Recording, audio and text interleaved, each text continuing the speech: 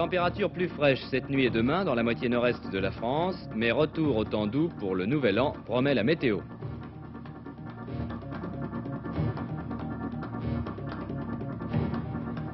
À 48 heures du réveillon, pas d'affluence exceptionnelle aujourd'hui dans les marchés.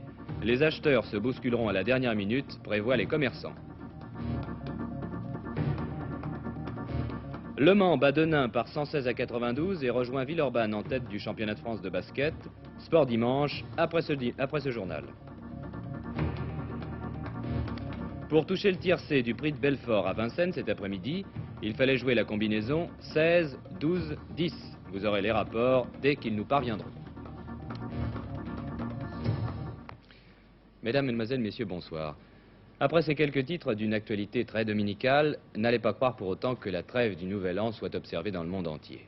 Qu'il s'agisse de politique ou d'éléments naturels, la violence est là, comme inévitable. Mais les pays touchés sont loin de la France, ce qui vous explique que la télévision française n'est pas encore reçue d'images. Tremblement de terre au Pakistan. La secousse très violente s'est produite dans le nord du pays.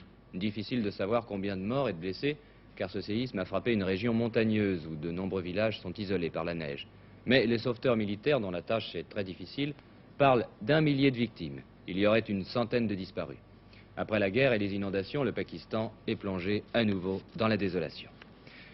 Coup de force politique au Nicaragua. 9 guérilleros détiennent une douzaine d'otages depuis hier soir dans une résidence luxueuse de Managua, la capitale de cette vieille dictature d'Amérique centrale.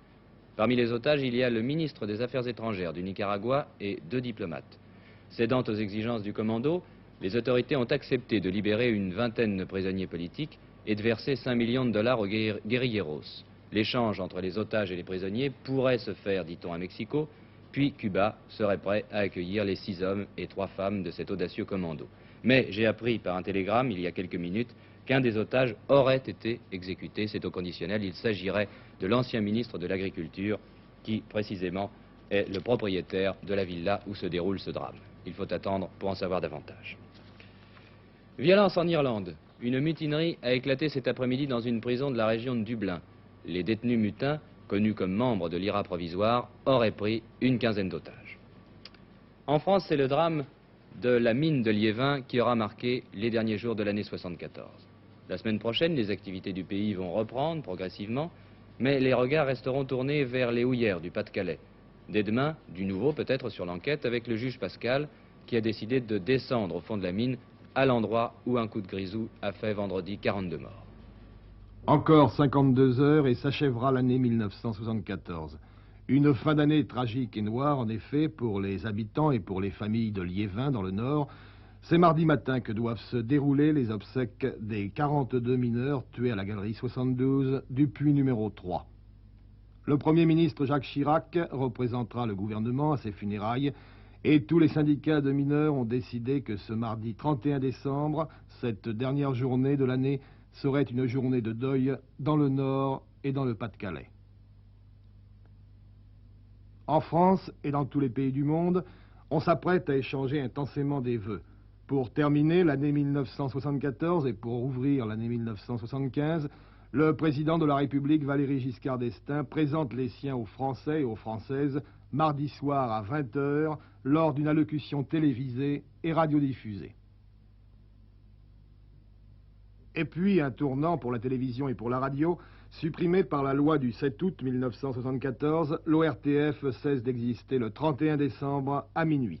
L'office est remplacé le 1er janvier 1975 par 7 organismes autonomes, 3 sociétés nationales de télévision, Télévision France 1, Antenne 2 et France Région, une société nationale de radiodiffusion, Radio France, un établissement public de diffusion, une société de production de télévision et un institut de l'audiovisuel. Créé en 1964, l'ORTF a vécu 10 ans. Mercredi, pour le premier jour de l'année nouvelle, un certain nombre de mesures entrent en application.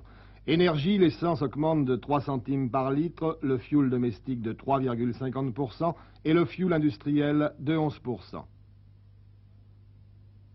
Sécurité sociale, le relèvement du plafond intervient à partir de ce 1er janvier. Il sert au calcul des cotisations et des prestations de sécurité sociale. Le nouveau plafond serait relevé d'environ 18 à 19%. Le décret qui le fixe définitivement doit paraître au journal officiel demain ou après-demain. Personnes âgées, les allocations qui composent le minimum vieillesse sont augmentées. Elles représentent désormais 6 800 francs par an pour une personne seule, soit 18 francs 60 par jour, et 13 600 francs par an pour un ménage. Attribuées sous condition d'un plafond de ressources, elles ont été majorées d'un peu plus de 30% en un an. Jeudi, c'est le premier conseil des ministres de l'année, un conseil décalé de 24 heures pour tenir compte du 1er janvier. De leur côté, ce même jour, sans attendre, les négociations sociales redémarrent. Jeudi, à la SNCF, direction et syndicats discutent salaire et pouvoir d'achat pour 1975. Cela concerne les 290 000 cheminots français. Et vendredi, les dirigeants du CNPF, le patronat français, et ceux de toutes les centrales syndicales se retrouvent pour négocier, une fois encore, l'amélioration des conditions de travail dans les entreprises. Pouvoir d'achat ou conditions de travail, le mois de janvier, le premier mois de cette nouvelle année 1975, sera aussi le mois des négociations. Petit cadeau du Nouvel An pour les fumeurs, la CETA va mettre en vente à partir du 1er janvier toute une nouvelle gamme de tabac. Il y aura 7 sortes de cigarettes, 32 cigares et 2 nouveaux tabacs pour la pipe. Mais on ignore encore si ce sera du blond, du gris ou du bleu. Chasse à la dinde et au foie gras sur les étals des commerçants. Les Français préparent sans se presser le réveillon. Nos reporters ont constaté en effet que les marchés de province, et non de Provence comme dirait Bécaud, étaient beaucoup plus fréquentés que ceux de Paris ce matin. Tous les commerçants sont d'accord, les Français attendent le dernier moment pour faire leurs courses. Ce matin d'ailleurs, sur les marchés, peu d'affluence et surtout de nombreux stands fermés. J'ai remarqué, il y a beaucoup de stands fermés, il y a beaucoup de commerçants. Oui, c'est des détaillants. Les détaillants, ils sont, évidemment, c'est pour pareil parce qu'ils achètent au hall, tout ça. Alors, ils n'ont pas de marchandises, parce que moi j'ai de la marchandise. Ah, ils en profitent pour prendre leurs vacances. Ils prennent leurs vacances là, quoi. Les prix sont sensiblement les mêmes qu'à Noël, les ventes réclament se poursuivent. Les baisses importantes? Assez, oui. De l'ordre de combien de centimes? Oh, ça dépend, 20, 30 centimes. Je préfère faire un plat pour 3 jours et puis n'en parlons plus.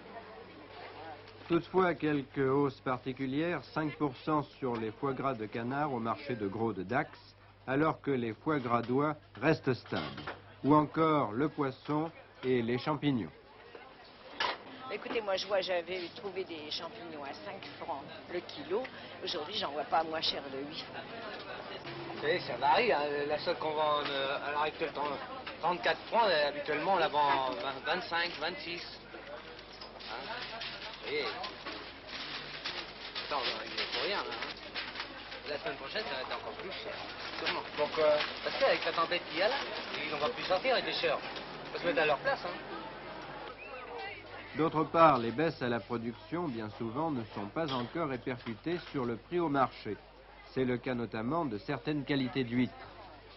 Ah non, j'en achète pas à Paris parce que j'étais tellement désagréablement surpris. Je croyais qu'elles avaient baissé parce qu'elles ont baissé. Dans l'île de Léron, elles ont baissé de moitié. Ils en sont travaillés et ici, elles n'ont pas baissé. Alors ça j'admets pas ça. À noter enfin que si le houx se vend très bien, environ 4 francs la botte, on ne trouvera pratiquement pas de gui avant le 31. Il s'égrène trop vite et la tradition se perd.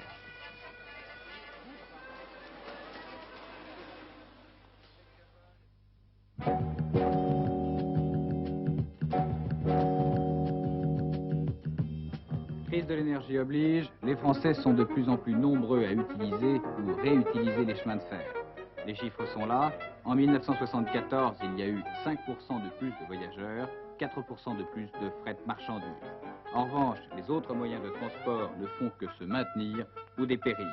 Le prix des hydrocarbures fait souffrir les transports aériens. Air France avait dépensé 400 millions en carburant en 1973. Cette année, le chiffre a fait un formidable bond en avant, quelques 1300 millions.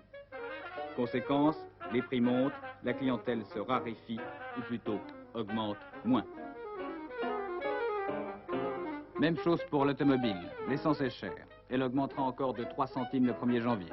Et puis, les 4 associations de détaillants en carburant ont fait savoir que l'accroissement de leur marge, une marge qu'ils doivent partager avec les compagnies pétrolières, est insuffisant. Essence chère, voitures moins nombreuses.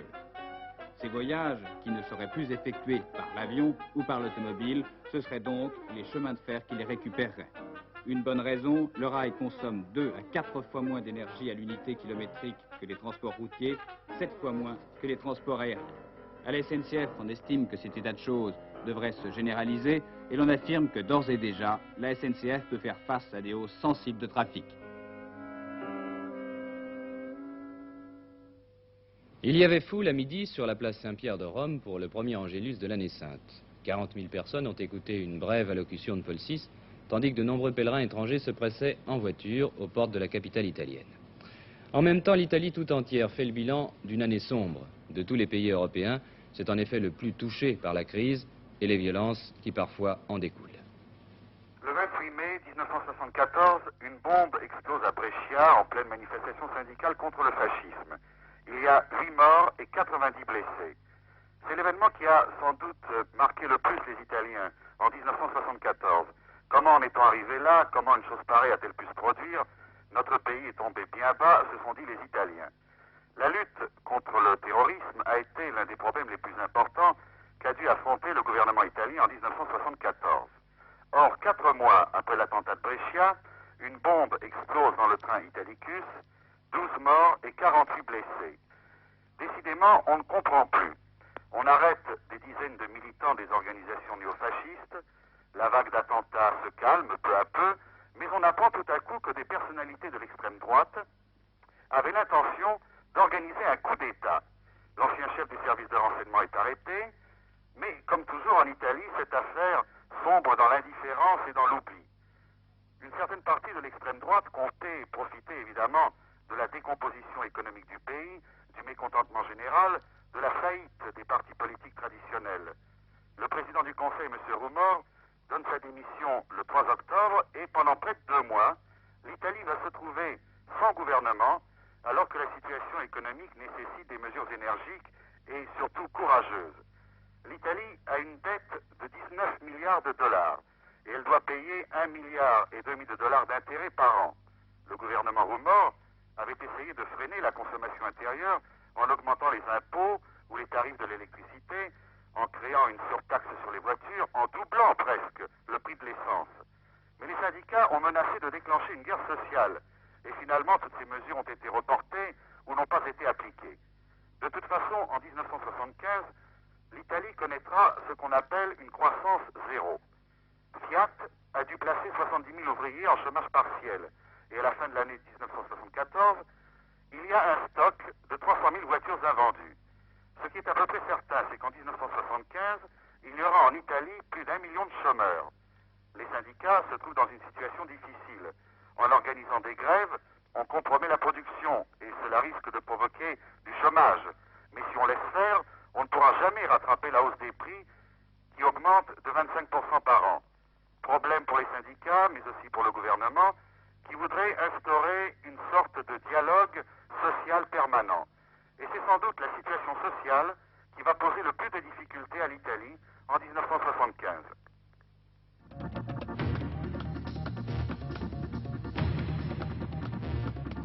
C'est finalement assez chaleureusement que les ministres égyptiens des Affaires étrangères et de la Défense ont été accueillis hier à Moscou. Messieurs Ismaël Fahmy et Abdel Ghani El-Ghanassi se sont entretenus aujourd'hui avec leurs homologues soviétiques.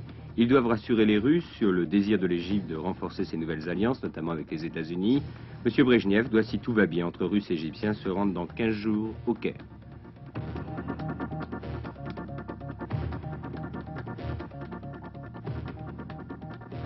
M. Georges Papadopoulos, qui avait été président de la Grèce sous le régime des colonels et avait été renversé par les forces armées en novembre 1973, a été inculpé cet après-midi de haute trahison et de complot.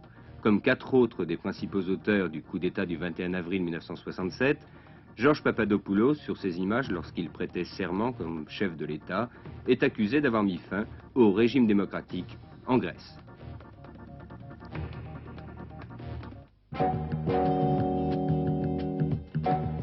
Qui n'a pas entendu parler du moulin de la Galette? Il a cessé de fonctionner après la Commune, de la célèbre salle de bal en contrebas, construite avant la guerre de 1914, d'un verre passé en bois léger et si frêle, immortalisé par tant de poètes et d'artistes, du moulin radé enfin juché sur le toit, mais oui, du théâtre du Tertre en béton celui-là, et sans cacher Montmartrois.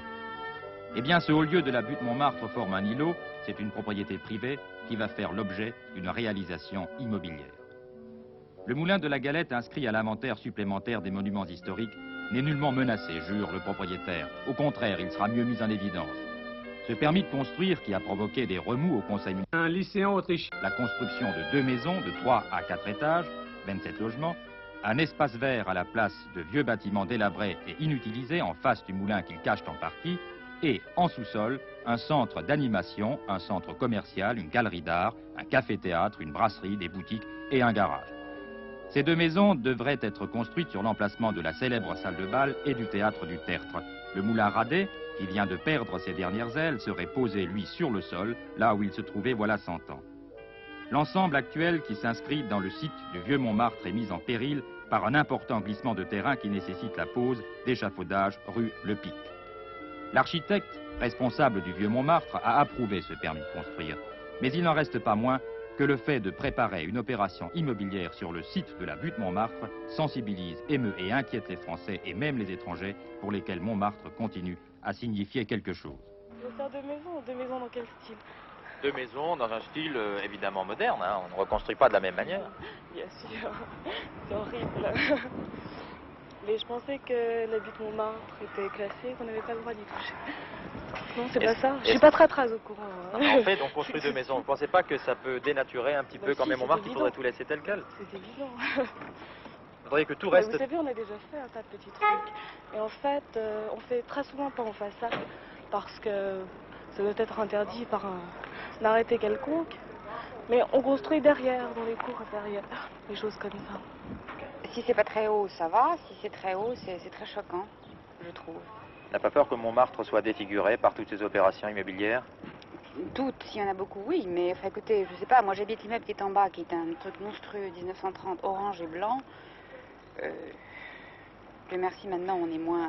Enfin, on fait plus attention à l'esthétique, mais enfin... Mais il y a une opération immobilière qui se prépare, Immobilière vous qui le savez. se prépare, oui, je suis au courant, parce que je suis agent immobilier en même temps. Bien. Vous ne craignez pas que ça dénature un petit peu le site? Peut-être dans un sens, mais dans un autre sens pas tellement. Parce qu'il faut quand même aussi que ça se reconstruise un petit peu, en tant que ça reste tout à fait un peu délabré, en ruine. Si c'est 3 étages, non. Et puis si c'est pas rose bonbon ou violet. Est-ce que ce projet-là ne risque pas de dénaturer ce site qui appartient finalement à tous les Parisiens? Oui, qui appartient à tous les Parisiens et qui est dans la famille depuis plusieurs générations. Vous pensez bien qu'il est absolument évident que ce n'est pas nous qui sommes là, qui comptons bien y rester d'ailleurs, qui avons l'intention de dénaturer le site. Il n'en est absolument pas question. Le projet a été élaboré d'ailleurs en accord avec des personnes telles que M. Charpentier, architecte de la commission des sites de Montmartre. Il a été, chaque fois qu'il y a eu, si vous voulez, un trait tiré par les architectes pour élaborer ce projet, ça a été fait tout de même en consultant les personnes chargées de s'en occuper. Et par conséquent, c'est un très beau projet qui, au contraire, restitue le site, recrée un grand espace vert, replace les moulins dans leur contexte alors qu'à l'heure actuelle, on ne les voit pas. Je ne sais pas si vous avez remarqué dans cette partie-là, vous avez un moulin qui a été remis sur le toit d'une maison. Je ne sais pas si vous avez vu beaucoup de moulins sur les toits d'une maison. Enfin, c'est une opération immobilière qui, quand même, provoque pas mal de remous au sein de Montmartre et à Paris même. Oui, c'est bien évident. Mais je crois que la principale raison, c'est que les gens ne sont pas informés. Le préfet de Paris, M. Jean Tolel, a fait une mise au point à propos du dossier d'autorisation de construire sur l'emplacement du moulin de la Galette. Il dit qu'en l'état actuel de l'instruction, il ne peut être préjugé de la suite qui pourra être donnée à ce dossier, qui fait l'objet d'un examen très attentif. Le préfet de Paris ajoute que le maintien des alignements de fait est imposé et que le plafond de hauteur des constructions est fixé à 18 mètres dans ce secteur. Ceux qui apprécient Paris se sont longtemps inquiétés du sort de la cité fleurie boulevard Arago dans le 13e arrondissement. Un promoteur voulait y construire 59 appartements et une vingtaine d'ateliers d'artistes. Cette cité, qui mérite bien son nom puisqu'en été elle devient un vrai jardin, fut construite après l'exposition universelle de 1878 avec les matériaux des pavillons de l'alimentation à l'intention des artistes. Cette cité est sauvée pour un an. M. Michel Guy, secrétaire d'État à la Culture, vient de faire savoir qu'il avait décidé sa mise en instance de classement au titre des sites afin d'assurer définitivement la préservation de cet ensemble pittoresque. Stop tiercé. Les parieurs ne doivent pas attendre. Je viens de recevoir les rapports du tiercé qui s'est disputé cet après-midi à Vincennes. Les voici sur le tableau. 16, 12, 10 rapporte donc dans l'ordre pour 3 francs 1497 francs 90 et pour 3 francs, toujours, mais dans un ordre différent, 288 francs 60. Je suis bien d'accord avec ces chiffres. Pierre Freinet continue de lutter contre la mort. L'hôpital américain de Neuilly a indiqué ce matin que l'état de santé du grand acteur demeurait stationnaire. Pierre Freinet est dans un état proche du coma depuis une dizaine de jours. Un an d'actualité dans le monde. Vous pourrez voir demain soir la rétrospective 1974 préparée par 24 heures sur la Une. 24 heures sur la Une présente lundi 30 décembre à 21h30 rétroprospective 74. Une réflexion sur les événements et les hommes. Notre vie en 1974 a été jalonnée de faits qui apparemment n'ont aucun lien les uns avec les autres. Et pourtant, à l'heure du bilan, tout semble se tenir et chacun d'entre nous doit se sentir concerné. 5 hommes nous livrent leurs réflexions sur 1974 à travers 5 thèmes. Par Georges Vedel. Les jeux de la démocratie. Sur l'échiquier politique mondial, des hommes se sont affrontés pacifiquement, bruyamment ou par la guerre. Les crises, par Raymond Aron. Les crises se mesurent désormais à l'échelle de la planète. La crise pétrolière, l'inflation par exemple, ne sont plus affaires d'un pays, mais celles de tous les pays. Avec Louis Pauwels. Les mœurs de notre société. Jamais sans doute les sociétés n'ont évolué aussi vite. En 365 jours, la violence a bien souvent pris le pas sur la routine et la discussion. En France, on vote à 18 ans. Partout, les femmes accèdent à de nouvelles responsabilités. L'avenir de la Terre, avec Robert Jung. La Terre perd-elle la tête? Au-delà des catastrophes naturelles, inondations, séismes, sécheresses, l'homme va-t-il appauvrir la Terre en puisant exagérément dans ses ressources naturelles ou en l'asphyxiant par ses pollutions? Enfin, l'échelle des valeurs par Amadou Mbo.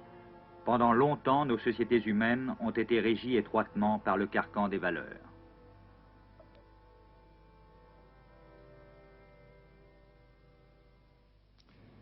Roger Thello vous présentera 24 heures dernière. D'ici là, passez une excellente soirée, peut-être avec les demoiselles de Rochefort si vous avez choisi de regarder la première chaîne. Au revoir.